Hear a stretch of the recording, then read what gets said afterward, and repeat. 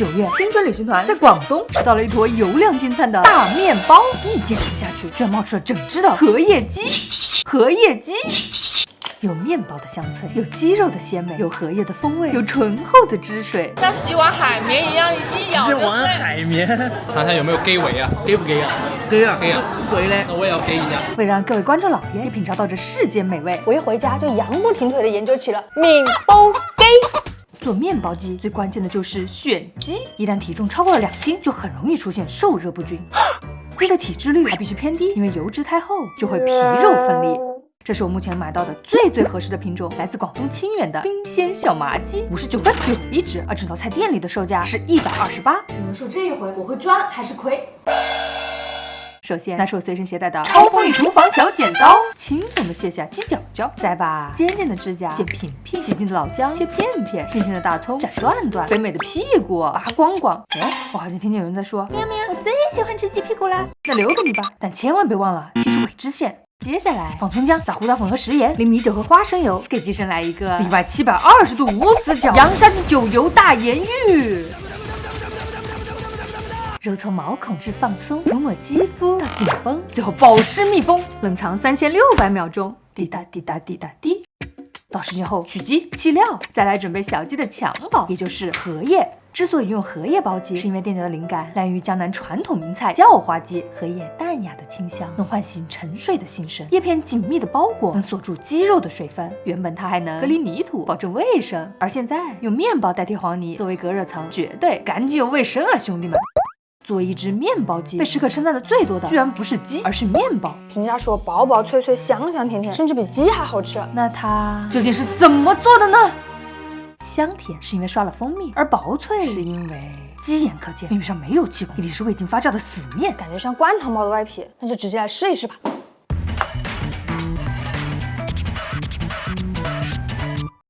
据我嘴测，面皮厚度不到2毫米，所以得先擀薄擀薄再擀薄。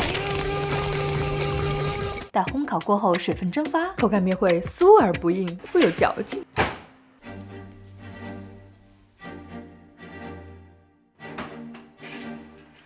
哇！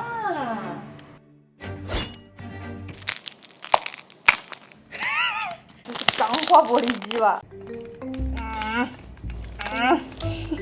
硬到爆炸！外壳发硬，可能是烘烤的时间太长，也可能是面皮的水分太少，毕竟汤包是蒸出来的。所以这次我参考了锅盔的配方，增加水的用量，先搅成絮状，再揉成面团，加上长时间的醒发，让面皮更加柔软，缩短烘烤的时间，让水分不至于挥发殆尽。有食品文章说，要在烘烤的间隙分次刷上蜂蜜，才能与饼皮完美的融为一体。融为一体，完全不均啊！蜂蜜不能刷这么早，坑爹呢这是！但吃起来，感觉是这个味儿。吃着还没熟。既要保证鸡肉彻底熟透，又要兼顾面皮不硬不糊，用小脑想都知道，无论是时间还是火候，都很难掌握，只能反复的炒，反复的试。终于在第3天被我发现，先用烤箱烘烤50分钟，关机，再利用余温焖20分钟，然后刷上蜂蜜水，接着再焖10分钟。不仅鸡肉能全熟，而且面皮足够酥，让我忍不住高呼：别急啊！上桌之前，我们还要制作一个灵魂的小蘸酱，食盐、胡椒粉、芝麻油，加上切碎的大葱，煎黄，葱油泼入小碟中，撒上白芝麻。圆圆胖胖，滚滚烫烫，鼓鼓囊囊，金金黄黄，荷叶的清香像秋千一样荡荡荡，鸡肉的荤香像股市一样涨涨涨。不枉我研究了3天2晚，只希望你能点一个赞。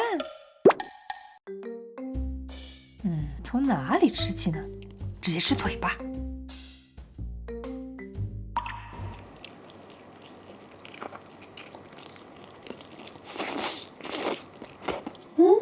腿腿肉宛如婴儿的肌肤，一咬就脱骨；汁水宛如倾泻的瀑布，拦都拦不住。有了荷叶的禁锢，有了面皮的束缚，是因为有更足一点，就是我。肉质异常鲜嫩，任牙齿肆意的啃，也察觉不到肉了。肉汁不断外渗，任舌头不停的吮，依然粘满了下唇。蘸酱的咸味很温顺，荷叶的清香很绵醇，最后轻轻一吞，赶走了困顿。忽然间兴奋，简直很有精神。面包外皮轻盈薄脆，内层柔韧难碎，均匀的蜂蜜肆意着甜美，缥缈的烘香微微的粘嘴，像满堂荷叶被蜜蜂包围，似满嘴薯片被鸡群狂追，简直对呀。点赞订阅会不会？面包机其实是叫花鸡的现代升级家庭版，用可食用的面皮代替不可食用的泥土，既能起到保温隔热的作用，又能增添一抹别样的风味。一口鸡肉，一口面皮，对比更加强烈，体验更加丰富。而我认为最重要的是它很便于在家制作。来，免费的菜谱丢给你们，在家试一试，绝对包好吃。最后汇报一下本次的成本，虽然做了好几只，但每份成品的价格是67块4毛1，居然没亏，甚至小赚，没想到吧？嘿嘿。